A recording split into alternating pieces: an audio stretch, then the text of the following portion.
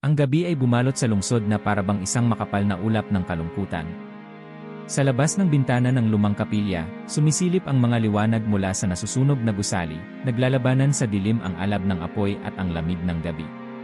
Sa mga eskinita, naririnig ang mga yabag ng mga sundalo, mga iyak ng bata, at ang walang tigil na ugong ng sirena. Sa gitna ng lahat ng ito, naglalakad si Padre Salim, isang matandang pari, hindi kilala ng marami, ngunit kilala ang kanyang tinig ng mga nasugatan, ng mga nawalan ng tahanan, ng mga inulila ng digmaan. Tahimik siyang lumapit sa isang batang lalaki na nakaupo sa gilid ng kalsada, maruming mukha at namamaga ang mga mata sa pag-iyak. Niluhuran niya ito at inilapag ang kamay sa balikat ng bata. "Anak, nasaan ang iyong mga magulang?" mahinang tanong ni Padre Salim. Tumitig ang bata sa kanya, nanginginig ang boses. "Hindi ko po alam, Padre. Sabi ni nanay, magtago raw ako kapag may putok. Nasa loob po sila ng bahay nang hindi niya naituloy." Umingit na lang siya, at parang sumabog sa katahimikan ng gabi ang kanyang pag-iyak. Hinaplos ni Padre Salim ang buhok ng bata. "Huwag kang matakot. Dito ka lang muna, ligtas ka rito. Sasamahan kita hanggang dumating ang liwanag." Ngunit ang liwanag na yon, sa gabing iyon, ay parang napakalayo, parang hindi na babalik. Sa di kalayuan, sumisigaw ang isang babae, hinahanap ang kanyang anak. "Yusef! Yusef!" Nangingibabaw ang kanyang tinig sa tunog ng putukan. Tumakbo si Padre Salim at niyakag ang bata papunta sa pinagmumulan ng tinig. Sa likod ng isang napinsalang kotse, nagkita ang mag-ina. Agad na niyakap ng ina ang anak. "Salamat sa Diyos! Salamat, Padre!" Ngunit sa bawat muling pagkikita ng mag-ina, may 10 hindi na muling magkikita. Sa bawat ligtas, may 100 ang nawala. Umikot si Padre Salim sa paligid, tumutulong sa mga sugatan, nagpapahid ng langis, nagdadasal ng tahimik. Sa bawat bahay na kanyang nilapitan, may kasaysayan ng luha, takot, at pag-asa na nauubos. Isang matandang babae ang sumalubong sa kanya, dala-dala ang litrato ng kanyang apo. "Padre, nakita mo ba ang batang ito? 5 taon pa lang siya. Kinuha raw ng mga sundalo para dalhin sa mas ligtas na lugar." Napabuntong hininga si Padre Salim. "Ipagdarasal ko siya, inay. Hindi natutulog ang Diyos." Ngunit ang Diyos, sa gabing iyon, ay tila tahimik din sa kabilang panig ng lungsod. Nakatayo si Farid, isang binatang sundalo ng Iran. Nanginginig ang kanyang mga kamay habang tinitingnan ang telepono, larawan ng kanyang bunsong kapatid na babae, ipinadala ng kanilang ina kaninang umaga. Sa harap niya, dumaan ang isang konvoy ng mga tangke, dinig ang utos ng kanilang commander. "Farid! Huwag kang tatayo dyan, maghanda ka," sigaw ng kasamahan niyang si Karim. "Karim," mahina niyang sagot, "naisip mo na ba kung bakit tayo narito?" Natahimik si Karim. "Para sa bayan. Para sa pamilya natin." "Pero hindi ba may pamilya rin sila?" "Pamilya, kapatid, mga batang katulad ng kapatid ko." Nanginginig ang tinig ni Farid. Pinilit niyang itago ang takot, ngunit ramdam ni Karim ang pagdadalawang isip ng kaibigan. Hindi nila alam, sa kabilang linya ng digmaan, may isang batang sundalo ring nagsusulat ng liham para sa kanyang ama. "Papa, natatakot ako. Hindi ko maintindihan bakit kailangan naming lumaban. Nakikita ko ang mga bata dito, parang ako noong bata pa ako, gusto lang nilang umuwi. Ang hangin ay malamig, mabigat, puno ng mga bulong ng takot. Mula sa malayo, nagliliparan ang mga misail, parang mga kidlat na may dalang kamatayan.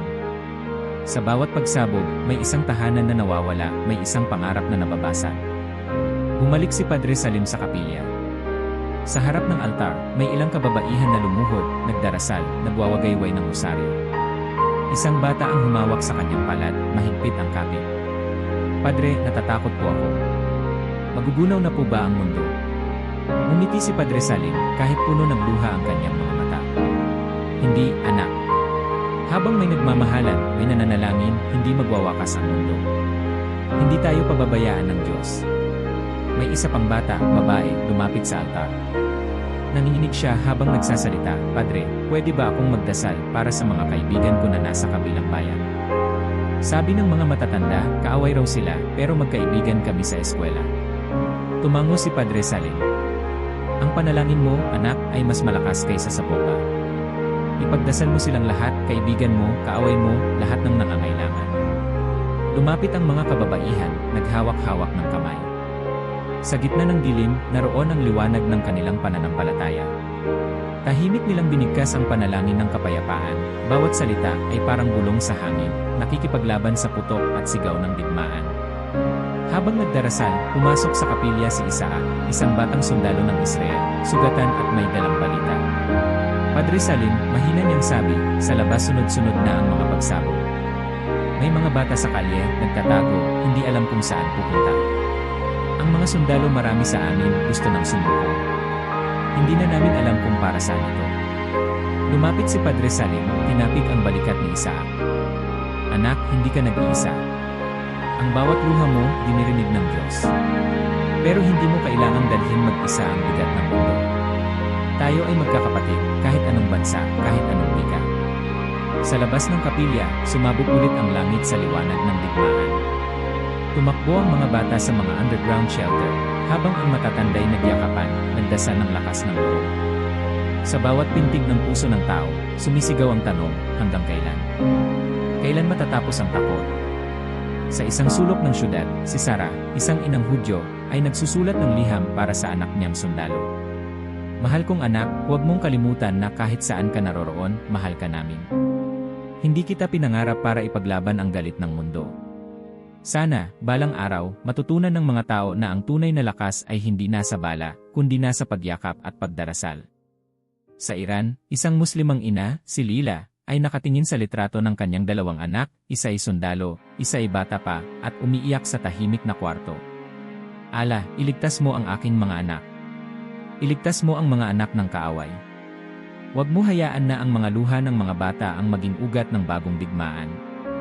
Sa gitna ng gabing iyon, habang lumalalim ang dilim at parang walang hanggan ang gabi, may kakaibang katahimikan na bumalot sa paligid ng kapilya. Tumigil ang putukan, parang pinakinggan ng langit ang hinain ng lupa. Lumapit si Padre Salim sa altar, tinipon ang lahat. Mga anak, mga kapatid, magkasama tayo dito hindi para magtago sa dilim, kundi para alalahanin na tayo ay nilikha para magmahal, hindi para manira. Ang sakit ay hindi pumipili ng relihiyon, ang pagdurusa ay walang wika. Ngayon, ipagdasal natin hindi lang ang ating pamilya, kundi ang pamilya ng ating kaaway. Dahil kapag nawala na ang awa, tayo'y naging makina ng puot. Isang batang lalaki ang biglang nagsalita, Padre, paano kung hindi na bumalik ang liwanag? Ang liwanag, anak, ay hindi lang galing sa araw. Ang liwanag ay galing sa puso ng tao. Hanggat may natitirang mabuting loob, hindi tuluyang magdidilim ang mundo. Nagkatinginan ang lahat, at sa katahimikan, sumik ang pag-asa, isang bulaklak na tumutubo sa mga puno ng gabi. Sa labas ng kapilya, may isang batang babae, si Miriam, na naglakad papalapit, may dalang maliit na kandila. Nilapag niya ito sa harap ng pintuan, nagsindi, at binulungan ang hangin, para sa lahat ng nawawala, para sa lahat ng naghahanap ng tahanan. Nagpatuloy ang gabi, ngunit sa bawat sulok na may panalangin, may umuusbong na liwanag. Ang takot ay bumabalot pa rin sa paligid, ngunit unti-unting tumatapang ang mga puso. Ang bawat bata na muling yumakap sa kanyang ina, ang bawat sundalo na tahimik na nagdasal, at ang bawat matanda na nagsindi ng kandila para sa kapayapaan, sila ang mga unang tumutulong sa pagbalik ng liwanag. Ang gabi ng kadiliman ay hindi pa tapos. Ngunit sa katahimikan, may bumubulong, hindi ka nag-iisa. Ang pag-asa ay nagsisimula sa iyo. Sa muling pagputok ng araw, lumitaw ang mas malinaw na anyo ng pighati. Ang bawat kanto ng lungsod ay tila naging altar ng luha, at bawat bahay ay naging tahanan ng panibagong kwento ng pagkawala.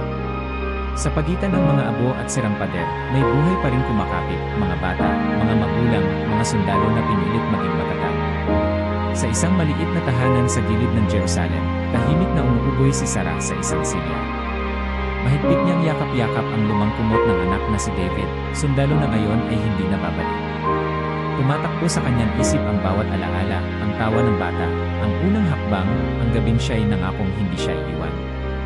Sa kabilang dulo ng bahay, si Miriam, ang bunsong anak, ay tahimik na nanonood, pilit inaarok kung bakit tuloy ang buhay kahit wala na ang kuya niya. Nanay, kailan po babalik si kuya? Marahang tanong ni Miriam, ang mga matay malaki at puno ng pag-asa. Nilapit ni Sarah ang bata at mahigpit na niyakap. Hindi ko alam, anak, bulong niya, sabay pigil ng hikbi. Mahal tayo ng Diyos, pero minsan, may mga bagay na hindi natin maintindihan. Mula sa bintana, tanaw nila ang pulang langit, tanda ng mga pagsabog sa malayo. Sa bawat putok, naramdaman ni Sarah ang panibagong punit sa kanyang puso. Pero kahit nais niyang isara ang mundo, alam niyang kailangan pa ring tumayo para kay Miriam. Samantala, sa kabilang dako ng Teheran, nakayuko si Lila sa harap ng maliit na altar. Sa tabi niya ay litrato ng anak na si Reza, sundalo ring lumaban ngunit hindi na rin muling nakita. Sa kanyang panalangin, naghalo ang galit at pagmamakaawa. "Ala, bakit hindi mo sila binalik?" bulong niya, palihim na pinupunas ang luha. Sa likod niya, sumilip ang kanyang batang anak na si Samira. "Umi, nasaan si kuya?" Sabi niya, babalikan niya ako ng laruan, tanong ni Samira, sabay turo sa lumang manika sa sulok. Tumingin si Lila kay Samira at saglit na nagdilim ang kanyang mukha. "Si kuya mo, mahal ka niya. Sana balang araw, magkita ulit kayo." Umupo si Lila, pinipilit itago ang pag-iyak. Sa isip niya, tanong niya sa Diyos kung may kasalanan ba siyang nagawa, kung bakit parang walang habag ang mundo. Sa kalsada ng lungsod, tumatakbo ang mga bata, nagtutulungan kahit hindi magkakakilala. Isang grupo ng batang lalaki, pinamumunuan ni Amir, ang naglakad patungo sa gusali na bumuho. Narinig nila ang tinig ng batang babae na naiipit sa ilalim ng bato. "Dito! Tulungan niyo ako," sigaw ni Yasmin, boses na nanginginig sa takot. Nagtinginan si Amir at ang kanyang mga kasama. "Hindi tayo pwedeng tumigil. Kailangan nating tulungan si Yasmin," sabi niya, sabay luhod at sinimulang alisin ang mga bato. Mabigat ang bawat sandali. Habang dahan-dahang lumalalim ang gabi, napapalitan ng lungkot ang takot. Isa-isang inalis ni Amir ang mga debris. Hanggang sa makita nila ang mukha ni Yasmin, puno ng alikabok at luha. Nang mahugot siya, agad siyang niyakap ni Amir. "Akala ko hindi na ako makakalabas," hikbi ni Yasmin, mahigpit ang hawak sa kamay ni Amir. "Hindi ka namin iwan," sagot ni Amir, bagamat kabado rin baka may sumunod pang pagsabot. Ngunit kahit na may panganib, nagpatuloy sila. Isang batang sundalo, si Farid, ang nakatanaw mula sa kanto, hindi alam kung siya ay matutuwa o malulungkot. Alam niyang may utos na mag-ingat, pero hindi niya kayang tiisin ang makita ang mga bata sa panganib. Nilapitan ni Farid ang grupo. "Ligtas na ba kayo? Dito, magtago kayo sa likod ng pader. Huwag kayong lalayo." Hindi man nila kilala si Farid, sumunod sila dahil nakita nilang mabuti ang hangarin ng binata. Naglakad pa sila ng kaunti, at may narinig silang sigaw mula sa kabilang gusali. Isang batang lalaki, si Daniel, na naiwan sa ilalim ng mesa, umiiyak sa dilim. "Daniel, andito kami," sigaw ni Yasmin. "Hindi ko makita ang nanay ko," sigaw ni Daniel, nanginginig ang boses. Pilit siyang nilapitan ni Amir at ng iba, pinilit sumuot sa masikip na siwang. Niyakap nila si Daniel, sabay sabing, "Sama ka sa amin. Hindi ka namin pababayaan." Sa bawat tagpo ng pagtutulungan, may sundalong nakamasid, mga sundalong parehong pagod, gutom, at takot. Sa isang tagpo, si Isaac, sugatang sundalo, ay napaluhod sa tabi ng daan, hindi na malaman kung saan ang kanluran at silangan. Sa harap niya, isang matandang babae, Huda, ang nag-abot ng tinapay. "Anak, kumain ka. Hindi ka kaaway dito." Tumingin si Isaac sa matanda, hindi makapaniwala. "Salamat po, pero hindi ba kayo natatakot na kaaway ako?" Umiling si Huda. "Ang gutom, anak, walang pinipiling panin. Ang luha, iisa lang ang lasa." Sa sandaling iyon, bumalik kay Isaac ang alaala ng kanyang sariling ina. Ang amoy ng tinapay, ang init ng yakap, at ang tinig na nagsasabing, "Anak, lumaban ka, pero huwag kang kalimot magmahal." Sa bawat panig ng digmaan, may mga batang natutong magdasal ng maaga. Si Miriam, nasa kabila ng murang edad, ay lumuhod sa tabi ng kama gabi-gabi, pabulong na inaalala hindi lamang ang kanyang pamilya, kundi pati ang mga batang hindi niya kilala. "Diyos, sana po, tapusin niyo na ang gulo. Sana, makita na ni Samira ang kuya niya. Sana, makauwi na lahat ng mga batang nawawala." Samantala, sa Teheran, ganun din ang panalangin ni Samira. "Ala, ibalik mo po si kuya. Tulungan mo po lahat ng mga batang nagugutom. Sana, wala nang umiyak bukas." Habang umaalingaw-ngaw ang mga panalangin, lumalapit sa kanila ang isang grupo ng mga sundalo, parehong pagod at sugatan. Sa kanilang mga mata, hindi na galit kundi lungkot ang nangingibabaw. Sa ilalim ng tulay, nagtagpo ang dalawang grupo, sundalo mula sa Israel at sundalo mula sa Iran. Walang nagsalita agad. Nagkatitigan lamang sila, parang nagkakabasa ng isip.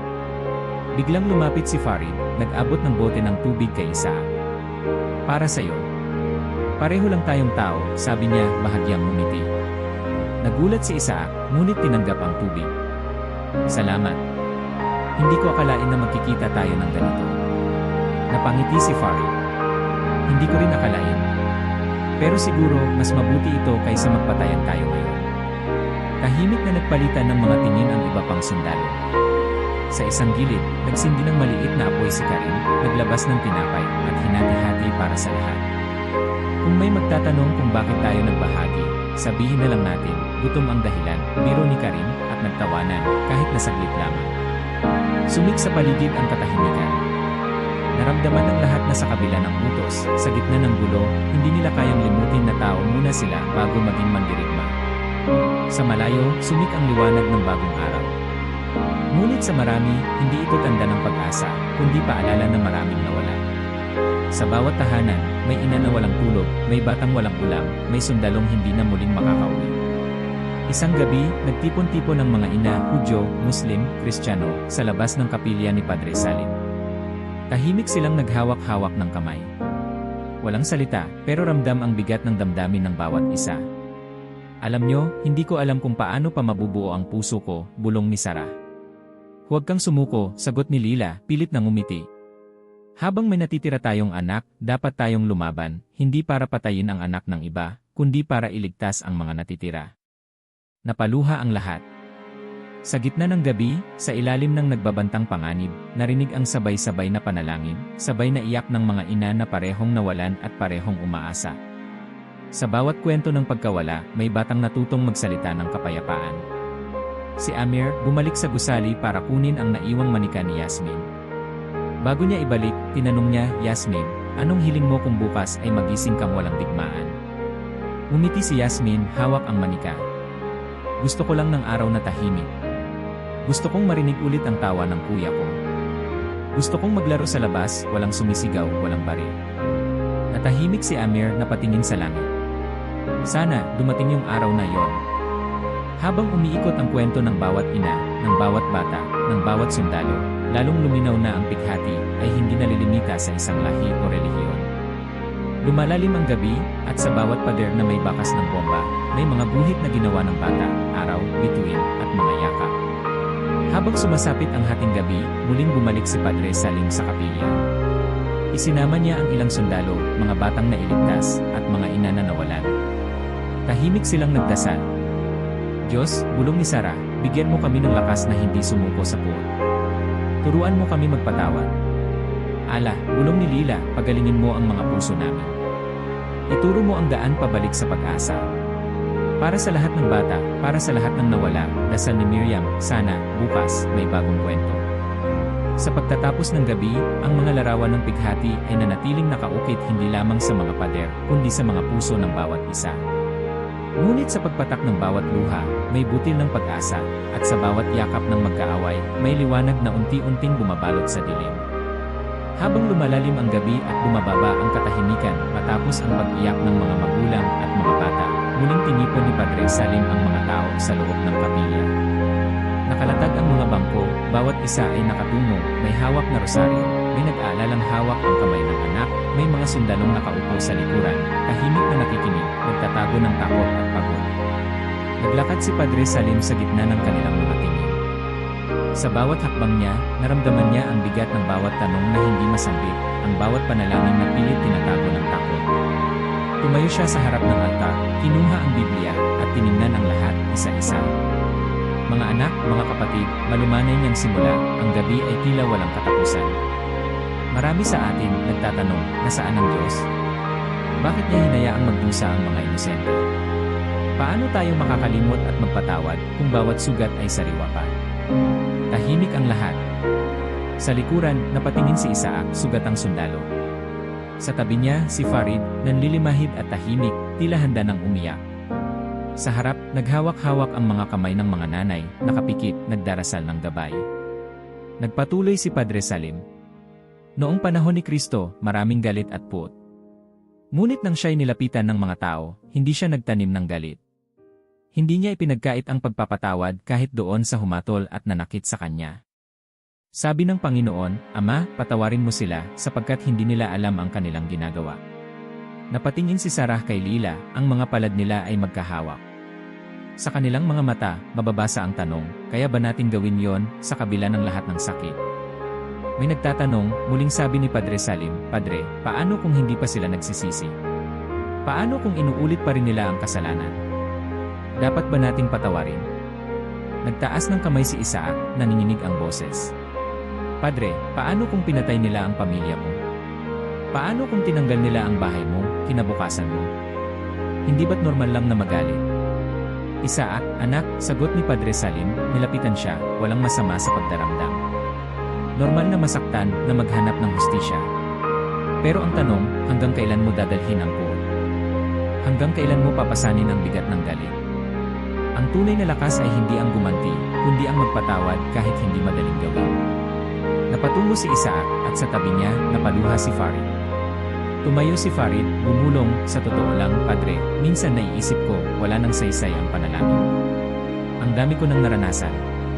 Pero gabi-gabi pa rin akong nagdarasal, kahit hindi ko na alam kung may nakikinig pa. Lumapit si Padre Salim kay Farid, hinawakan ang balikat. Ang panalangin, anak, ay hindi para baguhin ang Diyos. Ang panalangin ay binabago tayo, ang puso natin, ang isip, ang lakas ng loob na tanggapin na minsan, hindi natin kontrolado ang mundo. Pero hawak natin ang desisyon kung paano tayo magmamahal. Tahimik na nagpalitan ng tingin ang mga tao. Sa harap, sumandig si Miriam sa balikat ng kanyang ina. Sa gilid, si Karim, isang batang sundalo ng Iran, ay umupo, hinihimas ang sugat sa braso. Tumayo siya, nagsalita, Padre, paano kung napatawad ko na sila, pero hindi ko pa rin maintindihan kung para saan lahat ng ito. Bakit kami naglalaban? Bakit namin kailangan magpatayan? Naglakad si Padre Salim, kinuha ang Biblia, binuksan sa kwento ni Abraham at ni Lot. Noong nagtalo ang mga pastol ni Abraham at ni Lot, hindi nagdeklara ng digmaan si Abraham. Sinabi niya, huwag na tayong mag-away sapagkat tayo ay magkapatid. Umalinggaw sa silid ang salitang magkapatid. Napatingin ang mga bata sa isa't isa, para bang biglang nabura ang linyang naghahati sa kanila. Hindi tayo magkaaway, anak. Tayo ay sugat ng isa't isa. At kung ang sugat ay hindi gagamutin ng awa, lalong lalalim, lalong dadami. Sa labas ng kapilya, muling narinig ang putok ng baril. Nagulat ang lahat. Tumakbo ang ilang sundalo palabas, sabay sigaw ng isang bata, Padre. May sugatang sundalo sa labas. Nagmadaling lumabas si Padre Salim, kasama ang ilan. Nakita nilang duguan si Daniel, batang sundalo, nakahandusay sa putikan. Lumuhod si Padre Salim, inunat ang kamay. Daniel, huwag kang bibitaw, anak. Andito kami. Suminghot si Daniel, lumuluha. Padre, patawad po. Hindi ko na alam kung sino ang kaaway, sino ang kaibigan. Gusto ko na lang makauwi. Daniel, hindi mo kailangang maging perpekto. Ang mahalaga, hindi mo isinasara ang puso mo. Ang pag-uwi ay hindi lang pisikal, ang pag-uwi ay pagtanggap na tayo ay tao, marupok, pero may kakayahang magmahal. Habang dinadala si Daniel papasok ng kapilya, nagbulungan ang mga tao. Nagtipon ang mga ina, nagpatong ng kamay sa kanya. Tahimik na umiyak si Daniel, hindi na alintana kung ano ang iisipin ng iba. Sa gilid, naglapit si Sarah at Lila, pareho nang nawala ang anak sa digmaan. Tahimik silang nag-usap. Lila, bulong ni Sarah, paano mo kinaya? Umiling si Lila. Hindi ko kinaya. Tuwing gabi, tinatanong ko ang Diyos, bakit niya kinuha ang anak ko? Pero ngayon, naisip ko kung ang bawat ina ay magdadalamhati mag-isa, walang katapusan ang buha. Mas mabuti nang maghawak tayo ng kamay. Baka sakaling gumaan. Nagyakapan sila, magkaibang relihiyon, ngunit iisa ang pighati, iisa ang panalangin. Nagbalik si Padre Salim sa harap ng altar. Mga kapatid, hindi ko kayo hinihiling na kalimutan ang sakit. Hinihiling ko lang, huwag nating hayaan na ang sakit ay maging binhi ng panibagong digmaan. Sabi sa Roma 12:18, hanggat maaari, hanggat kaya nyo, mamuhay kayo ng mapayapa sa lahat. Nakalimutan na ba natin ang itinuro sa atin ni Kristo? Hindi siya nagdala ng espada. Ang kamay niya ay ginamit sa pagpapagaling, hindi sa pananakit. Hindi siya nagtayo ng pader, giniba niya ito. Sa isang sulok, si Karim ay napabuntong hininga, lumapit kay Isaac. Pere, siguro hindi pa tayo handa magpatawad. Pero baka pwede nating subukan. Nagkamay sila, mahigpit, parang parehong natakot na baka huling beses na nila yon maranasan. Habang nag-aalab pa ang mga tanong ng pananampalataya, nilapitan ni Padre Salim ang lahat. Maraming pilit na ipinaglalaban ng hustisya, ang tama at mali, ang paghingi ng ganti. Pero, mga anak, ang tunay na tanong ng Diyos ay hindi sino ang may sala, kundi nasaan ang iyong kapatid. Nasaan sila ngayon, ang mga nawala, ang mga iniwan, ang mga hindi natin pinansin. Tahimik, nagbuntong hininga ang mga tao. Sa likod ng kapilya, isang batang lalaki ang tumayo. Padre, pwede po ba kaming magdasal para sa lahat, hindi lang sa pamilya namin? Umiti si Padre Salim. Iyan ang simula ng kapayapaan. Kapag tinanggap nating hindi lang tayo ang nasasaktan, kundi pati ang kaaway, doon magsisimula ang paggaling ng sugat ng mundo. Muling naghawak-hawak ng kamay ang lahat. Habang dumarami ang luha, dumarami rin ang pag-asa na balang araw, magkakakulay muli ang bukang liwayway. Sa gabing iyon, mas marami ang tanong kaysa sagot. Pero sa bawat tanong, sumibol ang pagnanais na maging daan ng kapayapaan. Nagpatuloy ang panalangin. Sa bawat salitang binitiwan, sa bawat mata na pumikit, naramdaman ng lahat ang presensya ng Diyos, hindi sa dagundong ng digmaan, kundi sa maliit, tahimik na bulong ng awa sa kanilang mga puso. Ang digmaan ay parang bagyong hindi matakasan. Habang ang mga bala at bomba ay patuloy na sumisira sa labas, isang mas tahimik ngunit mas matinding labanan ang sumiklab sa loob ng bawat isa, isang digmaan ng budhi, takot, at pag-asa na pilit na kumakapit. Sa bawat sulok ng lungsod, may mga sundalo na naglalakad sa dilim, bitbit ang bigat hindi lang ng armas kundi ng mga tanong na wala silang lakas sagutin. Naglalakad si Farid, ang batang sundalo ng Iran, sa harap ng sirang paaralan. Sa bawat yapak, naririnig niya ang boses ng kanyang ina sa isip, "Mag-ingat ka, anak. Huwag mong hayaang lamunin ng galit ang puso mo." Pero paano mo matatakasan ang galit kung ito na ang hangin na nilalanghap mo bawat araw? Sa likod ng eskinita, narinig niya ang pag-uusap ng dalawang kasamahan. "Hindi ko na kaya, Farid," bulong ni Karim. "Bawat gabi, nananaginip ako ng masama. Nakikita ko ang mukha ng mga batang umiiyak. Para bang ako na rin yung sumisigaw sa kanila." Hinawakan ni Farid ang balikat ng kaibigan. "Hindi tayo isinilang para maging bato. Masakit man aminin, mas mahirap aminin na natatakot tayo kaysa tanggapin na dapat tayong magpakatatag." Sa kabilang panig, sa loob ng isang kubol malapit sa linya ng labanan, si Isaac ay nagpapahid ng sugat habang minamasdan ang litrato ng kanyang pamilya. Nakaupo sa tabi niya si Daniel, bagong sundalo, nanginginig at tahimik. "Isaac, hindi ko maintindihan. Bakit kailangan pa natin to? Kung pwede lang tumakbo pa uwi, gagawin ko na. Pero saan ako uwi? Wala nang bahay. Wala nang tatanggap sa akin bilang bata," hinagpis ni Daniel, halos bulong na lang ang tinig. Tumingin si Isaac sa kanya, pilit ngumingiti. "Hindi ko alam ang lahat ng sagot, Daniel. Pero alam ko, hindi ka nag-iisa. Bawat isa sa atin may kinakatakutan.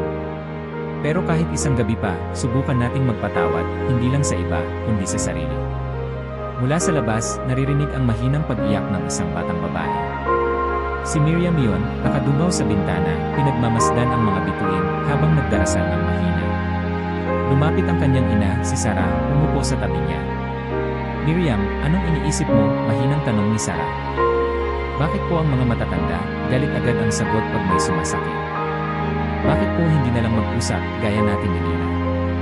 "Hindi ko maintindihan, Nay." Yumakap si Sarah sa anak. "Hindi madaling maging matanda, anak. Maraming sugat ang hindi mo makikita sa balat, nasa puso, at minsan, mas mahapdi. Pero tama ka, mas maganda sana kung kayang mag-usap, kung kayang piliin ang kapayapaan kahit mahirap." Sa kabilang kwarto, si Lila ay lumuhod sa tabi ng kama ng anak niyang si Samira. Tahimik niyang hinaplos ang buhok ng bata, na matagal nang hindi nakakatulog ng mahimbing. "Umi, kailan po ba matatapos ang gulo?" tanong ni Samira, napapapikit sa pagod. "Hindi ko alam, anak. Pero bawat gabi, ipinagdarasal ko na sana bukas, mas tahimik na. Na sana, ang puso ng mga tao ay mapagod na sa galit at magising sa pag-ibig." Sumingit ang mahinang bulong ng hangin. Sa labas ng bahay, narinig ni Lila ang kaluskos, isang sundalong sugatan, naglalakad ng mag-isa, at waring walang patutunguhan. Lumapit siya, inabutan ito ng tubig. Salamat po, inay, bulong ng sundalo, nagtatakang tinanggap ang kabutihan mula sa kaaway. Sa simpleng ugnayan, lumambot ang puso ng binata. Parang biglang nawala ang linyang naghahati sa kanila. Habang ang mga ina ay nagdarasal sa loob ng tahanan, ang mga bata ay nagkukwentuhan ng mga alaala ng lumang buhay, laro sa bakuran, tawa sa ilalim ng araw, at pangarap ng isang kinabukasang malaya sa ingay ng baril. Ngunit bawat kwento ay natitigil sa tanong, babalik pa ba tayo sa dati? Isang gabi, nagtipon ang mga sundalo sa paligid ng maliit na apoy. Si Karim ang unang nagsalita, pilit nagbiro. Kung buhay pa tayo bukas, magpapalibre ako ng tinapay kay Isaac. Nagkatawanan sila, pero mabilis na naging seryoso ang usapan. Naisip niyo ba kung anong mangyayari kung tumigil tayong lahat? Kung itapon natin ang baril at sabay-sabay tayong umuwi. Napaisip ang lahat. Sasabihin ng mga matataas, takot lang tayo. Pero paano kung iyon ang tunay na tapang, sabat ni Farid. Tahimik. Sa pagitan ng mga hangin ng gabi, parang narinig nila ang sariling tibok ng puso, naghahanap ng kasagutan, naghahanap ng kapayapaan. Sa kapilya, si Padre Salim ay nagmumuni-muni sa harap ng kandila. Sa kanyang isip, umiikot ang dasal, Diyos ko, tulungan mo kaming magpatawad. Turuan mo kaming magtulungan. Palayain mo ang aming mga puso sa gapos ng takot. Maya-maya, pumasok si Sarah, may dalang tinapay. Padre, pwede po ba akong makisama sa panalangin? Tara, anak. Magdasal tayong magkasama. Hindi mo kailangang malakas para magdasal, kailangan mo lang ng bukas na puso. Habang sila'y nagdarasal, dumarating isa-isa ang mga sundalo, mga ina, mga bata. Walang nagtatanong kung sino ang kalaban o kaibigan.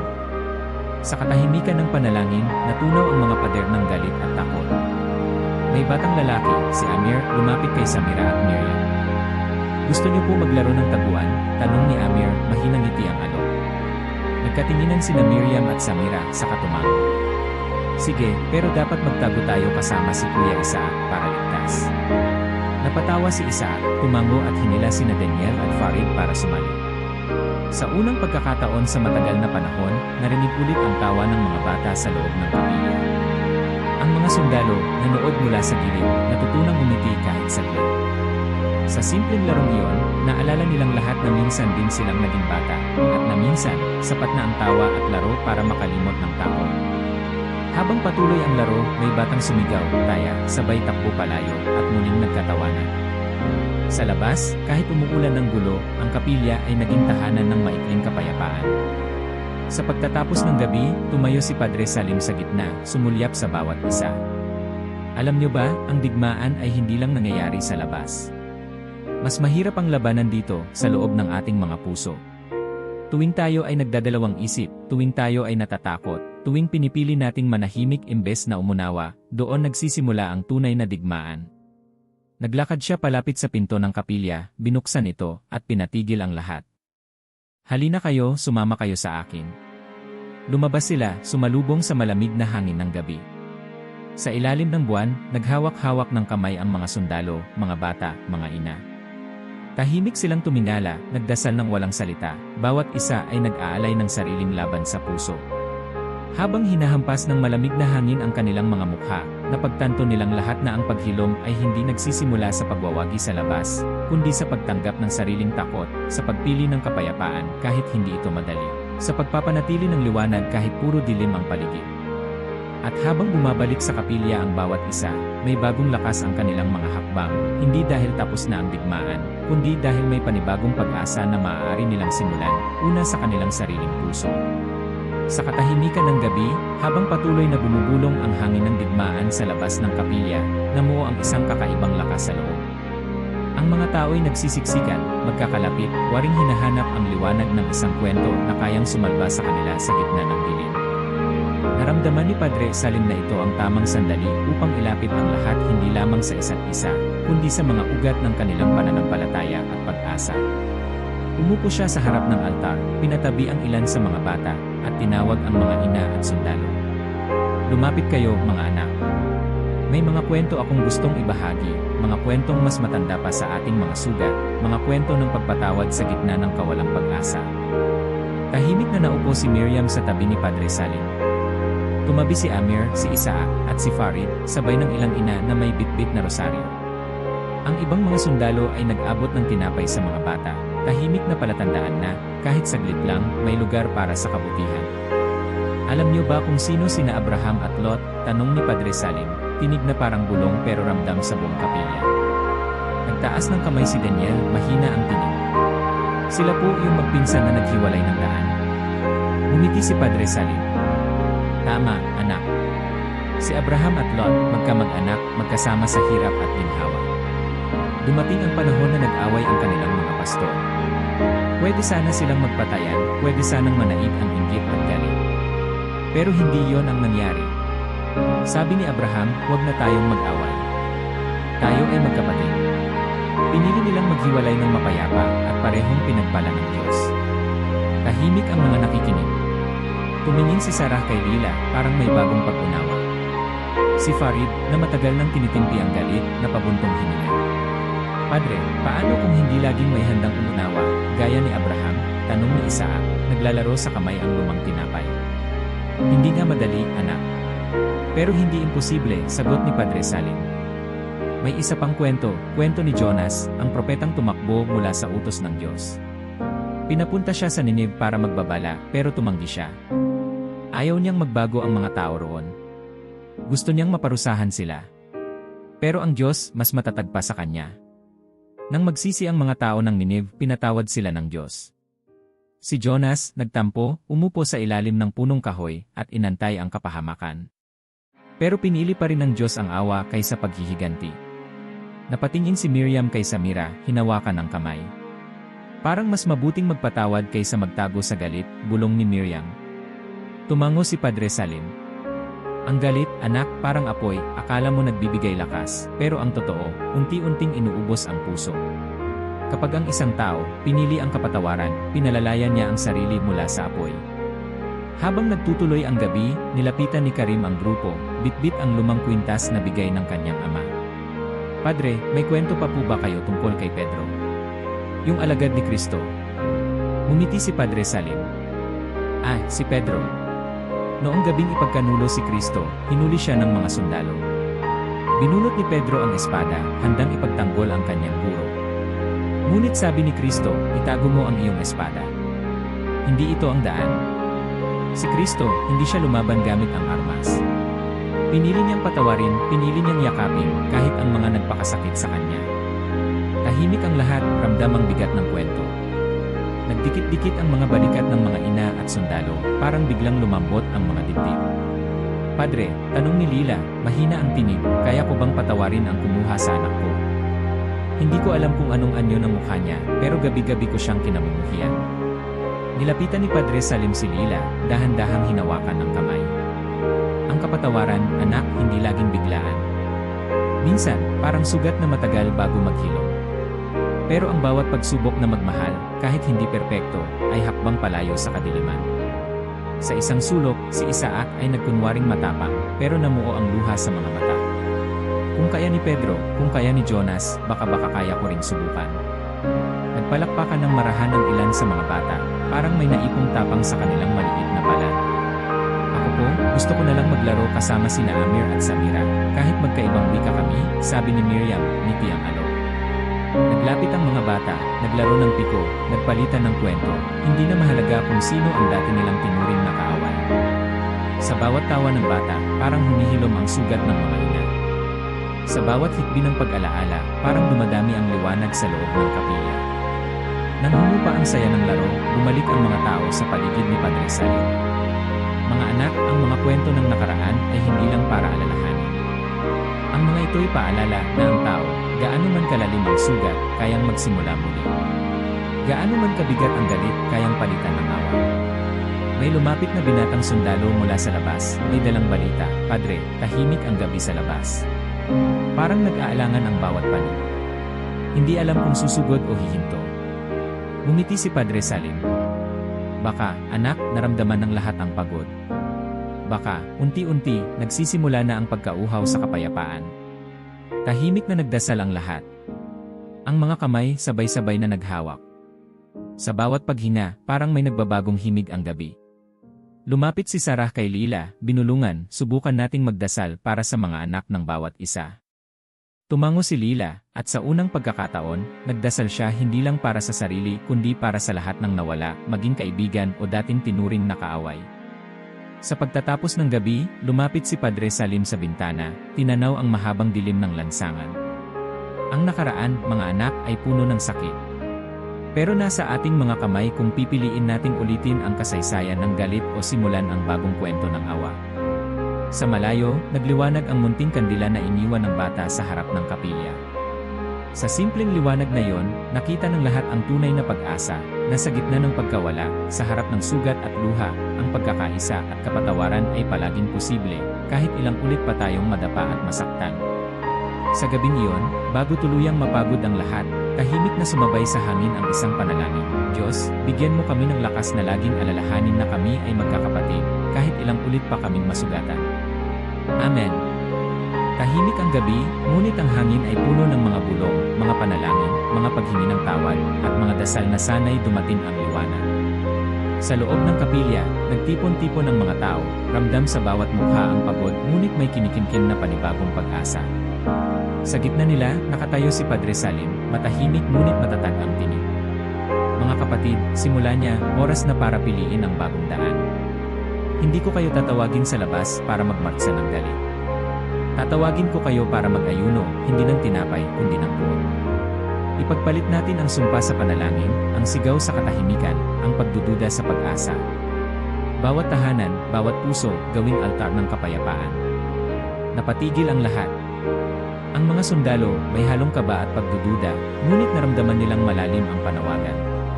Si Sarah at Lila, magkatabing nanay na minsang pinaghati ng digmaan, ngayon ay magkahawak ng kamay. Ano ang ibig sabihin ng ayuno ng puot, Padre? Tanong ni Miriam, mahina ngunit matatag. Lumapit si Padre Salim sa bata. Ibig sabihin, anak, bawat pagkakataon na nararamdaman mong naiinggit, nagagalit, o gustong sumagot ng masama, piliin mong manahimik o magdasal. Itigil mo muna ang pagbabalik ng sakit. Sa halip na magreklamo, magpasalamat.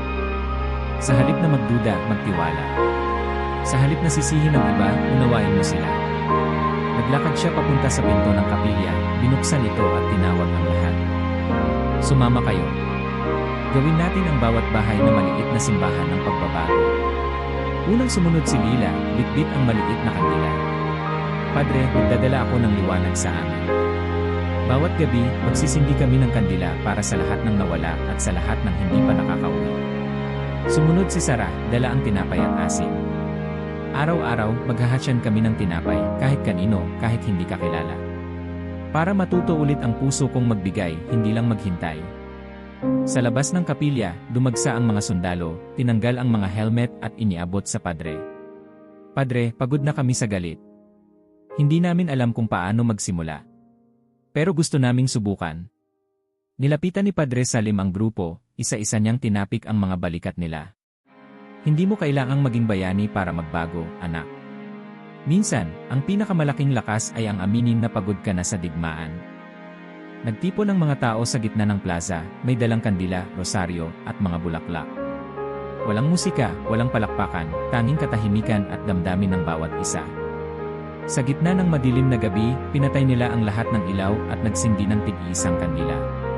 Sa dahan-dahang pagliwanag, parang unti-unting nilalamon ng liwanag ang takot. Nagsimula ang mga ina.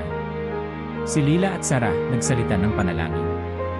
Ala, turuan mong tumigil ang puot sa puso namin. Diyos Ama, palakasin mo ang pag-asa sa bawat gabi. Isa-isa, sumabay ang ibang mga nanay, nagsalita sa sariling wika, ngunit iisa ang nilalaman, bigyan mo kami ng bagong simula. Sa gilid, may batang lalaki, si Amir, na tahimik na kumuha ng pusporo, sinindihan ang kandila para sa kaibigang hindi na nakabalik. Para kay Yasmin, para kay Daniel, para sa mga batang gusto lang maglaro. Pinanood ng mga sundalo ang liwanag. Si Isaac, tahimik na lumapit kay Farid. Alam mo, dati, galit na galit ako sa mga katulad mo. Pero ngayon, gusto ko lang tumahimik. Baka pwede natin subukan ang ibang paraan. Tumango si Farid. Hindi ko alam kung saan magsisimula. Pero siguro, dito. Ipinatong ni Isaac ang baril sa gitna ng plaza, sinundan siya ni Farid, si Karim, at iba pang sundalo. Isa-isa nilang iniwan ang mga armas, parang simbolo ng pagsuko, hindi sa kaaway, kundi sa sariling galit at takot. Tahimik na pumalakpak ang mga tao, may luha sa mga mata. Kung may magtatanong kung bakit namin ginawa, sabihin na lang nating pagod na kami sa puot, biro ni Karim, at lahat ay tumawa, kahit ilang saglit lamang. Sa kabilang kalye, may lumapit na matandang babae, dala ang sako ng tinapay. Dito sa lugar na to, walang lumang kaaway. Bawat bisita, anak o kapatid ko. Kain kayo, magpahinga. Bukas, sama-sama tayong magtanim ulit ng pag-asa. Pumila ang mga bata, nag-abot ng bulaklak sa bawat sundalo. Kuya, huwag na po kayong umalis. Maglaro na lang po kayo kasama namin. Sa tabi ng plaza, lumuhod si Padre Salim. Diyos ko, salamat po. Hindi ko alam kung gaano katagal ang liwanag na ito, pero alam ko, bawat pagsindi ng kandila, bawat pagbitaw ng baril, bawat panalangin na lumalabas sa puso, doon nagsisimula ang tunay na himala. Nagising ang komunidad sa panibagong pag-asa. May isang batang babae, si Samira, tahimik na nagsalita, "Umi, gusto ko pong mag-aral ulit. Gusto ko pong magturo ng mga batang hindi marunong magbasa. Baka po doon magsimula ang pagbabago." Ngumiti si Lila, mahigpit na niyakap ang anak. Bawat pangarap, anak, simula ng pagbabago. Sa isang bahay, sabay-sabay nagsindi ng kandila ang magkakapitbahay, hindi para takutin ang dilim, kundi para palitan ito. Sa kabilang bahay, nagtulungan ang mga nanay sa pagluluto ng hapunan, nagpaabot ng pagkain kahit sa hindi kilala. Sa gabi ring iyon, sa gitna ng madilim na syudad, kumalat ang liwanag ng maliliit na kandila. Walang malaking pagdiriwang, ngunit bawat tahanan ay naging altar, bawat yakap ay naging panalangin, bawat katahimikan ay naging awit ng pag-asa. Sa harap ng kapilya, tinipon ni Padre Salim ang mga natirang armas. Hindi natin alam kung kailan muling ulan ng gulo. Pero ngayon, magtanim tayo ng pag-asa sa bawat bakas ng luha. Padre, pwede po ba akong magsindi ng kandila para sa tatay ko? Tanong ni Miriam. Siyempre, anak. Ang bawat kandila, panibagong panalangin. Ang bawat liwanag, panibagong simula. Habang sumisikat ang unang liwanag ng madaling araw, may kakaibang katahimikan na bumalot sa buong bayan. Ang mga sundalo, mga ina, mga bata, at buong komunidad ay magkatabing tumayo, sabay-sabay na nagdasal, hindi na para sa sariling tagumpay, kundi para sa isang kinabukasang hindi kailanman naging madali, pero laging posible. Ang gabi ay natapos, hindi dahil sa takot kundi dahil sa pag-asa. Sa bawat pusong pumili ng pagbabago, unti-unting nabura ang linya ng galit at kinabukasan. Dahan-dahan, may bagong araw na sumisikat, at ang unang liwanag ay nagmula sa apoy ng bawat pusong handang magbago. Sa gitna ng malamig na madaling araw, habang ang bayan ay balot pa rin ng takot, ngunit may bahid na ng pag-asa, unti-unting nabalot ang paligid ng kakaibang tensyon. Sa dulo ng kalsada, sa pagitan ng mga guho at abo, may mga grupong nagsisiksikan, isang hanay ng mga sundalo mula sa magkabilang panig, parehong pagod, parehong gutom, at parehong hindi alam kung paano sisimulan ang isang bagong araw. Sa isang gilid ng plaza, nagtipon ng ilang ina, magkatabi sina Sarah at Lila, mahigpit ang kapit sa mga rosaryo, mata sa kalsada. Alam nilang anumang sandali, maaaring sumiklab muli ang karahasan. Sa tabi nila, nakaupo ang mga bata, si Miriam, si Amir, si Samira, tahimik, nag-aabang, ang mga mata puno ng tanong at kaba. Sarah, nararamdaman mo ba? Bulong ni Lila. Parang may nagbabadyang mas matindi kaysa digmaan. Tumango si Sarah, pinisil ang kamay ng kaibigan. Kailangan nating lumapit. Hindi tayo pwedeng manood lang. Habang nagtitipon ang mga sundalo, umabante si Isaac, dala pa rin ang bigat ng sugat at ng mga gabi ng walang tulog. Sa likod niya, sina Farid at Karim, parehong halatang may pag-aalinlangan, ngunit hindi na mahagilap ang dati nilang galit. May narinig silang utos, isang boses na malupit, isang batang opisyal mula sa kabilang panig. Lumapit kayong lahat. Bawal ang kaaway dito. Bawal ang pag-uusap. Ngunit sa gitna ng sigawan, umabante si Isaac, iniabot ang mga kamay na walang sandata, at nagsalita, mahinang tinig ngunit malinaw. Pagod na kami. Hindi ko alam kung anong dahilan pa ang natitira para ipagpatuloy ito. May mga anak kaming naghihintay. May mga inang umaasa. May mga batang gusto lang makauwi. Nagkatinginan ang mga sundalo, parang nahati sa dalawa ang mundo, ang dati nilang kinagis ng galit, at ang panibagong tanong na nabuo sa puso. Biglang lumapit si Farid, bumitaw ng baril at inilapag ito sa lupa. Walang nananalo dito.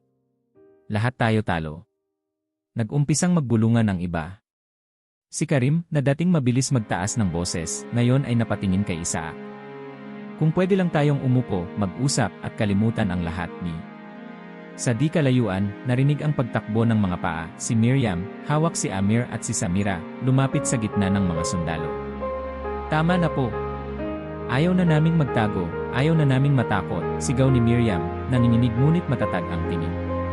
Lumapit si Sarah at Lila, bitbit ang tinapay at kandila. Kung hindi nyo kayang magpatawad ngayon, kami ang magsisimula.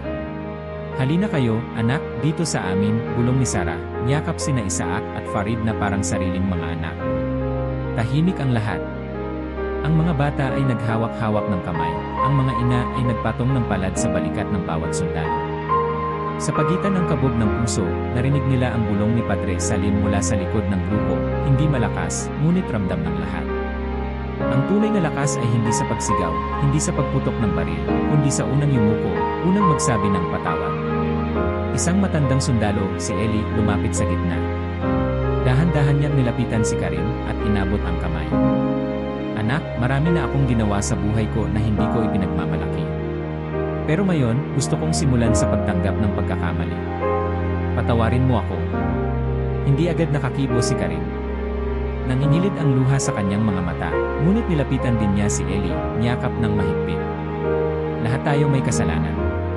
Pero pwede tayong magbago, mahina niyang sabi. Sa paligid nila, isa-isang naglapitan ang mga sundalo, inalis ang helmet, inilapag ang armas, at nagkamayan. Ang dating magkakalaban, ngayon ay magkakasamang lumuluhang parang mga batang nakakita ng ina sa gitna ng hunos. Lumapit si Farid kay Isaac, iniabot ang panyo. Kung papatawarin mo ako, handa akong umuwi ng walang galit. Tumango si Isaac, nilapitan ang kaibigan, at sa kauna-unahang pagkakataon, nagyakapan sila, hindi bilang sundalo, kundi bilang magkakapatid. Sa tabi, nag-apoy ang liwanag ng kandila sa palad ni Miriam. Para po ito sa lahat ng hindi na makakauwi, at para sa lahat ng susubok bumangon. Tahimik na sumabay ang komunidad, nagsindi ng kandila, nagdasal ng sabay-sabay. Ang mga ina, bumulong ng panalangin, Ama, turuan mo kaming magpatawad, tulad ng pagpapatawad mo. Habang umiikot ang liwanag sa paligid, parang napalitan ng init ang lamig ng gabi. Unti-unting bumabalik ang tunog ng tawa, mahina, pilit, ngunit totoo. May batang babae, si Samira, yumakap kay Miriam at Amir, sabay sabing, bukas, gusto kong magtanim ng bulaklak, hindi magtago. Nagpalakpakan ang mga tao, marahan ngunit puno ng damdamin. Sa gitna ng plaza, natunaw ang huling piraso ng galit. Walang salitang sumapat para ilarawan ang tagpong iyon, tanging mga luha, mga yakap, at katahimikan ng pusong napalaya mula sa bigat ng digmaan. Naglakad si Padre Salim sa gitna ng grupo, tumindala sa langit. Diyos ko, narinig mo kami. Hindi na namin hihintayin ang utos ng mundo para magbago. Sa araw na ito, dito nagsimula ang tunay na kapayapaan, sa bawat pusong marunong magpatawad. Sa huling sandali ng umaga, habang sumisikat ang araw, naghiwa-hiwalay ang mga tao, hindi na bilang kaaway at magkabilang panig, kundi bilang mga anak, kapatid, magulang, at kaibigan. Ang mga sundalo ay naglakad pauwi, walang baril, magaan ang hakbang, at may bagong pag-asa sa puso. At sa bawat tahanan, sa bawat palad na nagsindi ng kandila at sumulat ng liham ng kapatawaran, nagsimulang sumibol ang himala na matagal nang ipinagdasal ng lahat. Tahimik ngunit ramdam ang bigat ng pagbabago sa hangin nang sumikat ang araw na iyon. Walang putok ng baril, walang sigaw ng alarma, kundi banayad na himig ng mga ibon at mga bulong ng pag-asa sa bawat kalsada. Parang hindi makapaniwala ang mga tao, ang katahimikan ay naging mahalaga, parang basag na palayok na muling binuo. Krus na matagal ng pasag ngayon ay naging paalala ng pagsisimula. Ang bawat bahay ay nagmistulang maliit na simbahan. Sa sala ng pamilya ni Sarah, nagtipon silang mag-ina, nagtawag ng kapitbahay, at nagdasal ng sama-sama. Sa bawat panalangin, tinawag ang pangalan ng mga nawala, mga sugatan, mga batang hindi pa natatagpuan. Diyos ko, salamat sa bagong araw. Hindi man namin alam ang susunod, pero salamat sa bawat paghina. Sa kabilang bayan, si Lila at Samira ay nagluto ng tinapay at namahagi sa mga pamilyang dati takot silang kausapin. Salamat, Lila, bulong ng kapitbahay. Hindi ko alam kung paano bumati sa'yo dati, pero ngayon, parang wala ng bakod. Sa plaza, nagtipon ng mga sundalo, karamihan ay hindi na armado. Ang iba ay nagtutulungang magtayo ng tent para sa mga walang bahay. Si Isaac at Farid, magkatabing naghukay ng balon para sa malinis na tubig. Hindi ko akalaing gagawin natin to, sabi ni Isaac, pawis na ang noo, ngunit nakangiti. Tumawa si Farid, pinunasan ang pawis. Kung dati pa natin ginawa to, baka hindi tayo napagod sa pakikipaglaban. Napayakat sila ng mahigpit at parang nabura na ang linyang dati nilang kinatatakutan. Habang tumatakbo ang araw, nagpasya ang mga nanay na magsagawa ng vigil, isang panalangin na walang patid, sunod-sunod na kandila sa bawat bintana, panata na hindi hahayaan muling bumalik ang dilim. Pinangunahan ni Sarah at Lila ang pag-aalay ng mga bulaklak sa gitna ng plaza, sabay ang mga bata na nagdala ng maliliit na sulat, "Salamat sa kapayapaan." Huwag nang bumalik ang gulo. Sa mga lansangan, nagsimulang magtulungan ang bawat isa. Ang mga bata, sabay-sabay na naglinis ng kalye, nagpulot ng mga bubog at sirang laruan. Si Miriam at Amir, magkaakbay habang tinutulungan si Samira magtanim ng mga bagong buto sa gilid ng gusali. "Dito natin ilalagay ang bulaklak na to," sabi ni Miriam. "Para may tanda ng pag-asa kahit saan." Lumapit si Padre Salim, pinanood ang mga batang nagtatanim. Minsan, anya, ang pagbabago ay nagsisimula sa isang maliit na buto. Dahan-dahan, mag-ugat, lalago, at balang araw, magbubunga ng panibagong kwento. Nagtipon ang komunidad tuwing hapon sa kapilya. Hindi na ito puno ng pag-iyak, kundi ng mga awit at papuri, kwento ng kabutihan, at panibagong pangarap. May isang matandang lalaki, si Eli, na dating sundalo, tumayo sa harap ng lahat. "Akala ko tapos na ang lahat. Pero ngayon, gusto ko lang magpasalamat sa Diyos, at humingi ng tawad sa lahat ng nasaktan ko. Gusto kong maglingkod, maglinis, magtanim.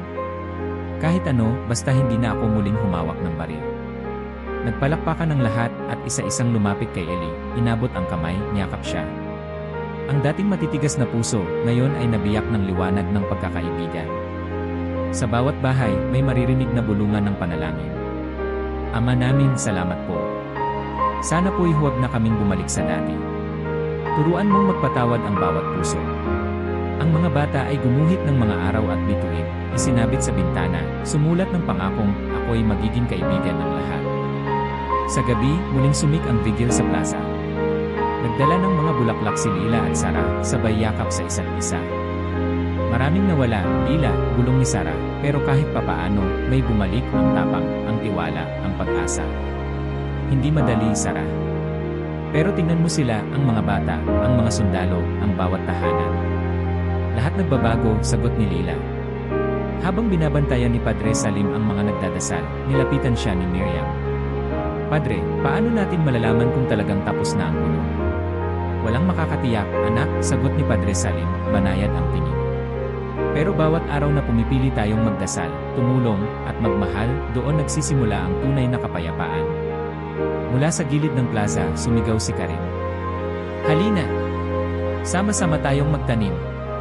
Nagpatakbuhan ang mga bata, bitbit ang mga binhi, sabay-sabay na hinukay ang lupa, nagtanim ng bulaklak, nagtawanan, at naglaro.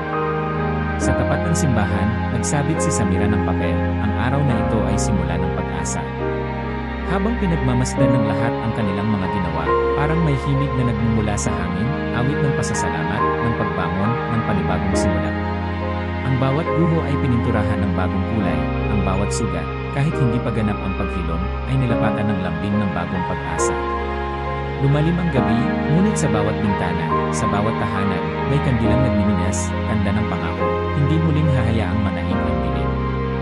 Sa kapilya, sa plaza, at sa bawat sulok ng lungsod, muling sumik ang panalangin, ngayon hindi na boses ng takot, kundi awit ng liwanag. Ang bawat isa, bata o matanda, sundalo o ina, ay may dalang bagong kwento. At sa bawat kwento, iisang mensahe, kahit ilang ulit tayong masaktan, muling bumabangon ang pag-asa. Muling bumalot ang katahimikan sa gabi, ngunit iba na ang anyo nito, hindi na ito takot, kundi payapang pagninilay, pagtanggap at pag-asa. Sa bawat tahanan, bawat lansangan, at bawat puso, may namumuong bagong lakas na parang liwanag na dahan-dahang yumayakap sa buong bayan. Ang dating guho ng digmaan ay naging lupaing pinagsibulan ng mga bagong kwento, at ang bawat sugat ay naging simula ng panibagong dasal. Sa loob ng kapilya, muli na namang nagtipon ang buong komunidad.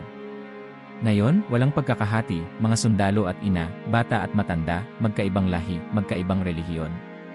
Sa gitna ng altar, nagsindi si Padre Salim ng isang malaking kandila, kasunod ng pagdadala ng bawat isa ng kanilang maliit na ilaw, hanggang sa mapuno ng nagniningning na liwanag ang buong simbahan. Naglakad si Miriam sa gitna, tanga ng liham na isinulat niya noong gabi ng pinakamadilim na digmaan. Padre, gusto ko lang pong basahin ito para sa lahat. Tumango si Padre Salim, sabay bigay ng tahimik na basbas. Sinimulan ko pong isulat ang liham na ito noong gabi ng takot, sabi ni Miriam, nanginginig ang tinig. Pero ngayong gabi, gusto kong tapusin ito na puno ng pag-asa. Alam ko na hindi ko makakalimutan ang lahat ng sakit at pagkawala. Pero gusto ko pong sabihin na natutunan ko rin ang halaga ng kapatawaran, at natutunan kong ang bawat kandila na sinisindihan natin ay pwedeng maging simula ng liwanag kahit saan. Nagpalakpakan ng mga tao, marahan ngunit dama ang lalim ng damdamin. Lumapit si Amir at Samira, bitbit ang maliliit na bulaklak na itinanim nila sa labas ng kapilya, inialay kay Miriam, kay Padre Salim, at sa lahat ng naroroon. Para po ito sa lahat ng hindi na makakabalik, at para sa lahat ng gustong magsimula ulit, bulong ni Samira. Sa gilid, si Sarah at Lila ay nagyakapan, parehong nakangiti, ngunit may bahid ng lungkot. Hindi ko akalain na darating ang araw na ganito, nagdarasal tayo hindi para humingi ng ganti, kundi para humingi ng tapang magmahal, sabi ni Sarah. Ang bawat gabi ay parang walang katapusan, sagot ni Lila, pero ngayong gabi, nararamdaman ko na ang liwanag ay hindi lang nasa paligid, kundi sa bawat puso nating natutong magpatawad. Sa labas ng kapilya, nagtipon-tipon ang mga kalalakihan, dating mga sundalo, ngayon ay nagtutulungan sa pagpapatayo ng bagong bahay para sa mga naulila. May mga batang nagtutulungan maglinis ng plaza, tinutulungan ng mga matatanda at kabataan. Bawat kilos ay parang panalangin, bawat pag-abot ng kamay ay tila awit ng pasasalamat.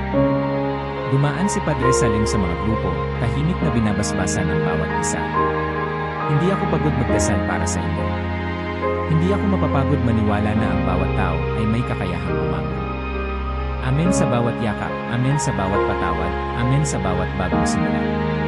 Tumigil siya sa gitna ng plaza, lumingon sa paligid. Nakita niya si Isaac at Farid, magkatabing nagtatanim ng puno ng olibo. Nilapitan niya sila, sabay sabing, ang bawat puno na itinanim niyo ngayon ay magsisilbing paalala sa susunod na henerasyon na ang kapayapaan ay pinili, hindi basta dumarating. Ngumiti si Isaac. Padre, minsan natatakot pa rin ako. Pero tuwing magkasama kami ni Farid, tuwing nakikita ko ang mga batang nagtatanim, parang bumabalik ang lakas ko. Parang, kahit hindi perpekto, may saysay ang lahat ng pagod. Hindi natin makakalimutan ang nakaraan, dagdag ni Farid, pero bawat araw na pumipili tayong magpatawad, bawat gabi na nagdarasal tayo, mas malapit tayo sa liwanag. Habang lumalalim ang gabi, nagpatuloy ang mga tao sa panalangin. Wala nang naghahanap ng pagkakaiba, wala nang nagbibilang ng sugat. Sa halip, bawat isa ay naging tagapagdala ng liwanag, liwanag na galing sa tapang, pag-asa, at walang sawang pagmamahal. Muling naglakad si Miriam, bitbit ang natitirang kandila. Para po ito sa mundo. Sana, lahat ng tao, matutong magdasal kahit sa gitna ng dilim. Sana, matutong magmahal kahit takot pa. Sana, matutong magsimula kahit ilang ulit na masaktan. Sa dulo ng gabi, sabay-sabay nilang binigkas ang panalangin. Ama namin, iligtas mo po kami mula sa puot, ibalik mo po ang liwanag sa aming bayan. Gawin mong tahanan ng awa ang bawat puso. Amen. Paglabas ng kapilya, nakita ng bawat isa na ang buong lungsod ay nabalutan na ng liwanag mula sa bawat bintana, mula sa bawat tahanan. Ang dating madilim na lansangan ay naging taniman ng pag-asa, mga bulaklak na unti-unting sumisibol, at mga batang mas malakas na tumatawa, mas buo ang tiwala. Tahimik na tinanaw ni Padre Salim ang mga bituin. Hindi tayo ipinanganak para magdusa mag-isa. Ang bawat dasal ay binibilang ng Diyos, ang bawat patawad ay simula ng bagong kwento. Kapag ang gabi ay lumalalim, doon sumisibol ang liwanag, liwanag na mula sa puso ng bawat tao na nagpasya, kahit minsan lang, na magmahal. At sa gabing iyon, bago tuluyang magsimula ang bagong araw, naramdaman ng bawat isa na ang tunay na himala ay hindi ang pagdating ng liwanag mula sa langit, kundi ang apoy na binuhay nila sa gitna ng dilim, sa sarili, sa tahanan, at sa isa't isa. Amen. I like ang video at mag-subscribe sa channel kung nagustuhan mo.